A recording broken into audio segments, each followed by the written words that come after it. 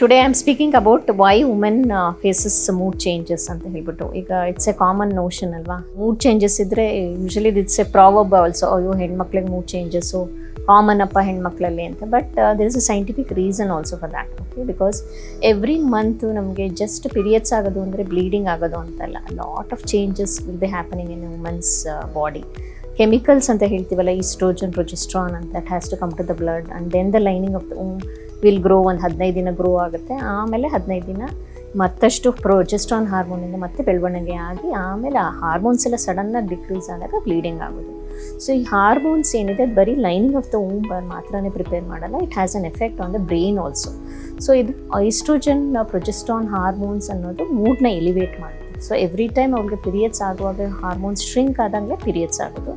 So ಆ shrink ಆದಾಗ ಕೆಲವು ಮೂಡ್ ವೇರಿಯೇಷನ್ಸ್ ಇರುತ್ತೆ.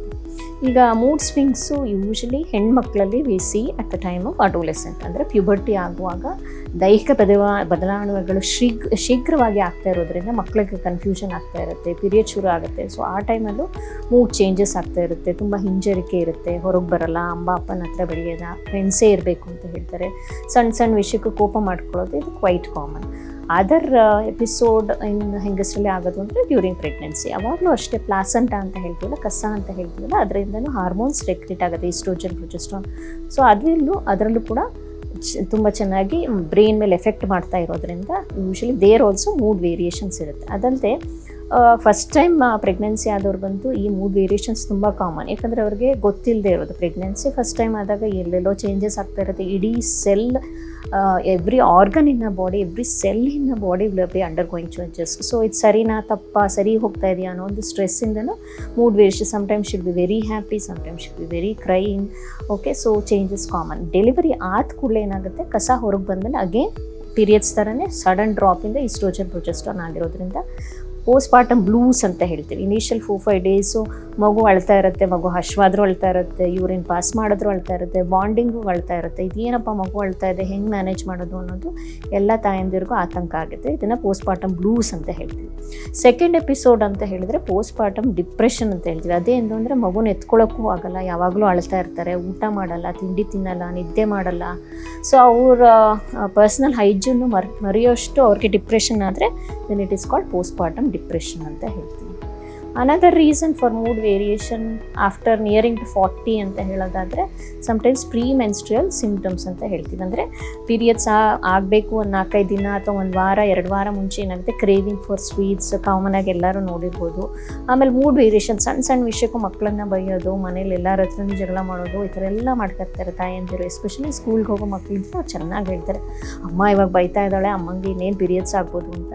So it's quite common. ಇದು ಅಷ್ಟೇ hormonal imbalance, especially estrogen, progesterone ವೇರಿಯೇಷನ್ಸಿಂದ ಇದೆಲ್ಲ ಕ್ರಿಯೇಟ್ ಆಗ್ತಾ ಇರುತ್ತೆ. The most common reason is menopause. ನಮ್ಮ ದೇಶದಲ್ಲಿ ಮೆನೋಪಾಸ್ ಅಂದರೆ 45 to 55 ಇಯರ್ಸ್.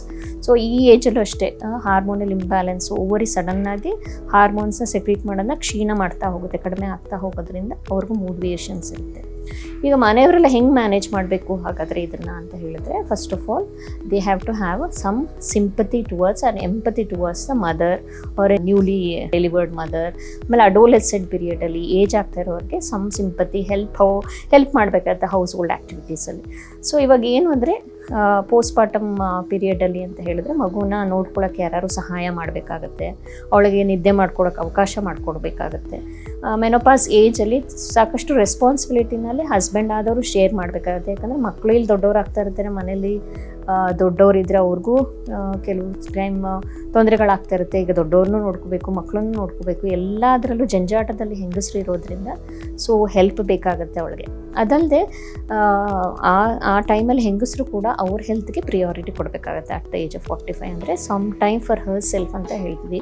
ಸೊ ಊಟ ತಿಂಡಿ ಕರೆಕ್ಟ್ ಟೈಮ್ ಮಾಡೋದು, ಸ್ವಲ್ಪ ಎಕ್ಸಸೈಸ್ ಮಾಡೋದು, ವಾಕಿಂಗ್ ಹೋಗೋದು, ಯೋಗ ಮಾಡೋದು, ಆಮೇಲೆ ಟೈಮ್ ಕರೆಕ್ಟಾಗಿ ಊಟ ತಿಂಡಿ ಮಾಡೋದ್ರಿಂದ definitely exercise for half an hour will secrete a good amount of hormones in the brain, good hormones ಅಂತ ಹೇಳ್ತೀವಿ. ಸೆರೋಟೋನಿನ್, ಆಕ್ಸಿಟೋಸಿನ್ ಅದೆಲ್ಲ ರಿಲೀಸ್ ಆಗೋದ್ರಿಂದ ಮೂಡ್ ಎಲಿವೇಷನ್ ಆಗುತ್ತೆ. ಸೊ ವ್ಯಾಯಾಮಕ್ಕೆ ಟೈಮ್ ಕೊಡಬೇಕು, ಆಹಾರ ಸರಿ ತಗೋಬೇಕು, ನಿದ್ದೆ ಚೆನ್ನಾಗಿ ಮಾಡಬೇಕು. ಮೋಸ್ಟ್ ಕಾಮನ್ ನವಡೇಸ್ ಒಂದು ಡ್ರಗ್ ಇದೆಯಲ್ಲ, ಮೊಬೈಲ್ ಅನ್ನೋ ಡ್ರಗ್ನ ಅಟ್ಲೀಸ್ಟ್ ನಿದ್ದೆ ಮಾಡೋಕ್ಕೆ 1 hour 2 hour ಮುಂಚೆ ಆಫ್ ಮಾಡಿಟ್ರೆ ಖಂಡಿತವಾಗಿ ಇದನ್ನು ಎಲ್ಲರೂ ಸೇರಿ ಮ್ಯಾನೇಜ್ ಮಾಡಿ.